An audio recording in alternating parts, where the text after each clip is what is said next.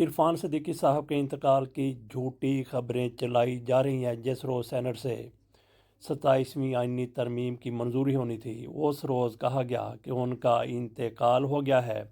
کچھ لوگوں کی طرف سے انتہائی نازیبا قسم کے کمنٹس بھی سامنے آئے۔ کچھ لوگوں نے کہا کہ ان کا انتقال صبح ہی ہو گیا تھا، لیکن یہ چھپانے کے لیے تاکہ ترمیم پر کوئی اثر نہ پڑے، کہیں اجلاس ملتوی نہ کرنا پڑے، ان کے انتقال کی خبر کو چھپایا گیا۔ اور کچھ لوگوں کی طرف سے طرح طرح کے اس پر تبصرے سامنے آئے ہیں جو انسانیت کی بھی توہین نظر آتے ہیں۔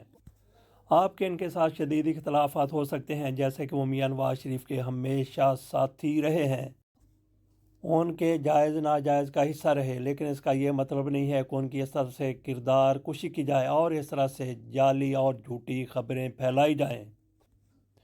وہ شدید علیل ضرور ہیں، ہاسپٹل میں داخل ہیں اور شاید وینٹی لیٹر پر بھی ہیں۔ ان کے اہل خانہ کی طرف سے کہا گیا کہ وہ وینٹی لیٹر پر نہیں ہے، بلکہ ان کو نارمل آکسیجن لگائی گئی ہے اور ان کی صحت بہتر ہو رہی ہے۔